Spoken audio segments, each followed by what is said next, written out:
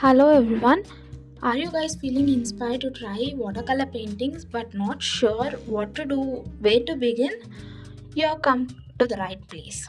In this beginner friendly video, I am going to be sharing some tricks and tips to help you create some watercolor painting. So here we are going to be talking about some watercolor supplies and few techniques on how to use the watercolors.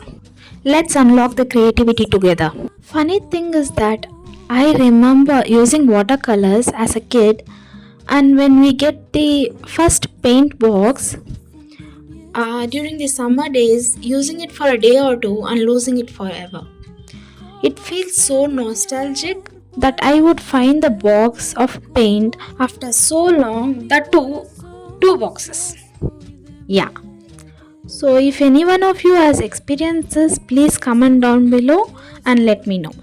For the basic watercolor supplies and setup, let's start with the paint palette, and this is the paint palette I am using. Watercolor comes in pans and tubes, so I have bought tube paint and filled this palette with those. You can use it to mix the paints in the palettes. Also, there is a thumb holder in this palette. You can also use student grade paints. I would recommend you to use this as this is affordable and will have the basic colors available. If you like this video, please consider subscribing to my channel as we will be having more beginner friendly videos in the future. We will see about the brushes that we will be using. So there are different kinds of brushes. You can pause the video and take a look at all the kinds of brushes. But I would like to mostly use a round brush for watercolors and sometimes flat brush and detailed brushes.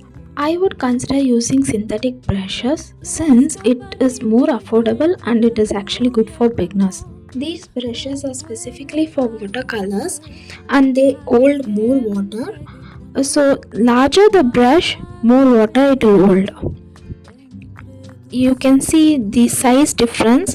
So this is the largest brush and the other one is the second largest. Here is the fine line brush with zero size used for fine details. So these are the few brushes that I use. So you can also buy three different size of brushes. One is the largest one and a medium one and fine liner brush to begin with, and later you can add more different kinds of brushes like flat brush, round brush and other kinds of brushes and even more sizes in the future. But as a beginner you can opt only 3 brushes or 2 brushes, whichever you choose. I keep a pencil and a pen handy. Give a fine details. In the end I will use a pen, and for sketching I will use a pencil. I keep a paper towel handy so that I can use it to dab the excess water and also wash off some of the excess paint as I have done it in the previous paintings.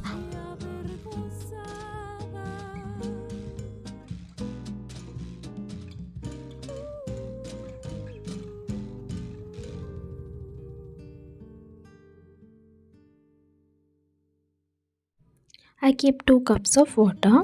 It helps in cleaning of the brush and picking up the clear water for painting.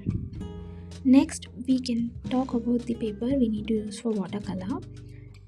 This is a mixed media sketchbook where you can use it for watercolors and pencil sketches.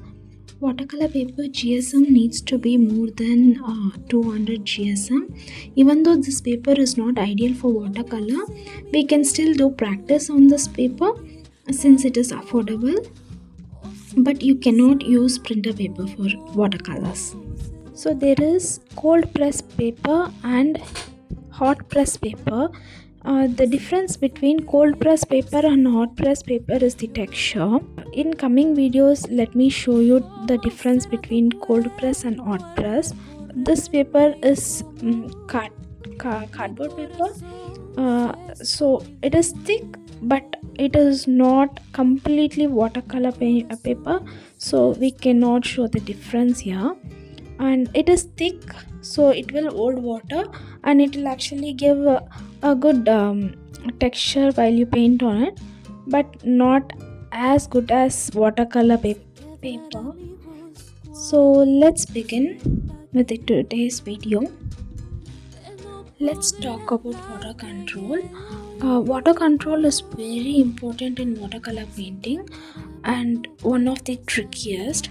So here, first I have taken equal quantity of water and the pigment on my paintbrush, and the pigment, when you lay it out on paper, you will get a color where it is not opaque but not very light as well.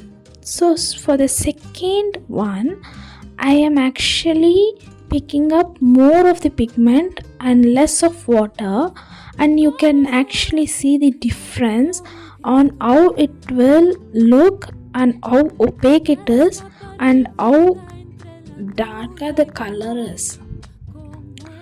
The more pigment you take, the more pigmented the color will be, and more water you load on your brush, the lighter the color would be.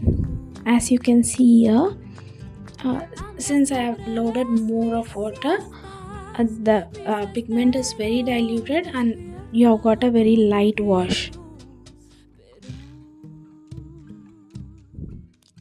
If the color has been laid down very pigmented and you want to remove some of the pigment from the paper, you can actually clean your brush in water and damp it on the paper towel.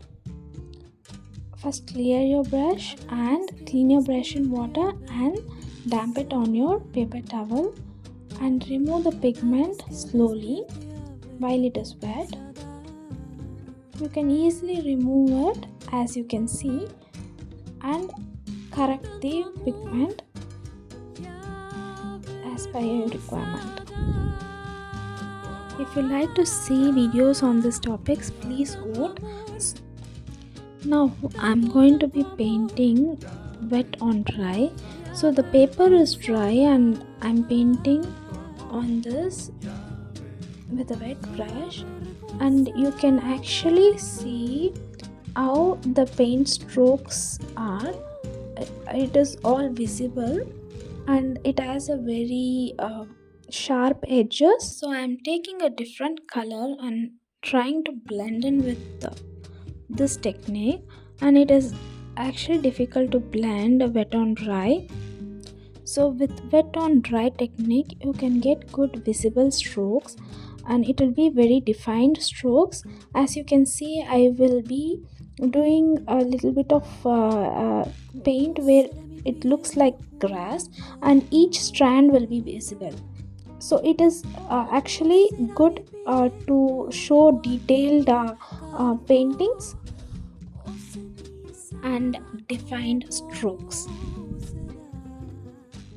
Here I am using water and wetting this area, and I am dropping the watercolor now, and immediately you can see the difference between wet on wet and wet on dry. So the strokes will not be fully defined. You will have a blooming effect and the edges will be very smooth.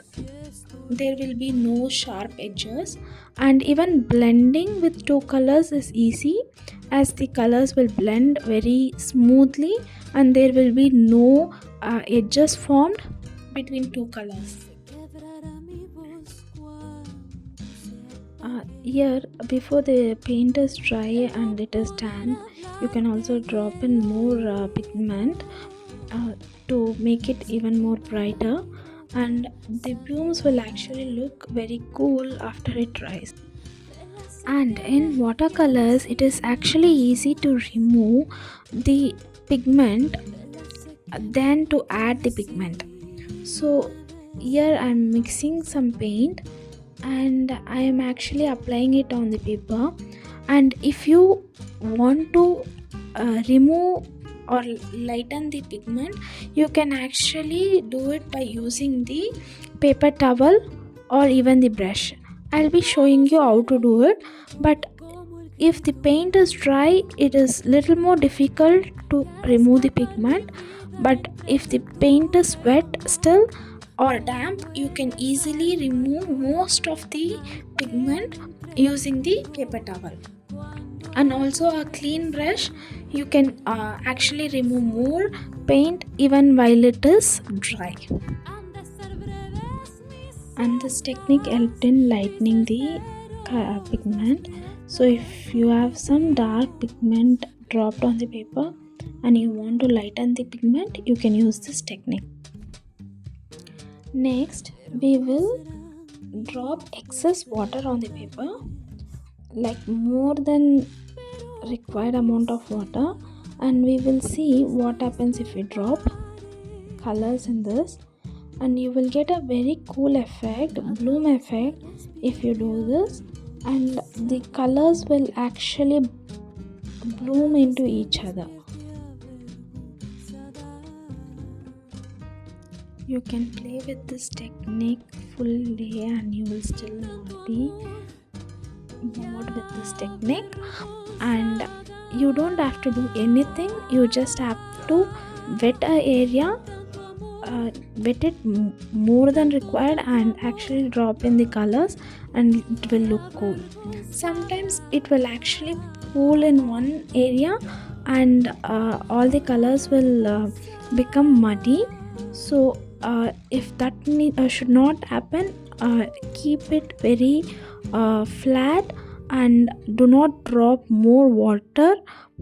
So the water control should be there so that the colors don't get muddy. Next, we will do a gradient using watercolor. Here we need to load the brush with more pigment, lots of pigment, and once we start painting, we need to gradually increase the water in the brush to get the paint diluted on the paper. So in the beginning, the paint will be as pigmented as it is, and then you need to add more water to that paint and dilute it so you get a lighter shade, and it will look like this.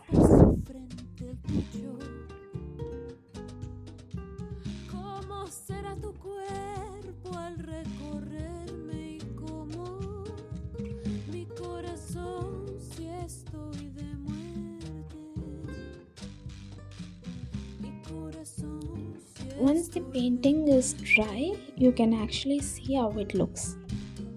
Thank you everyone for watching this video. Hope you all liked it.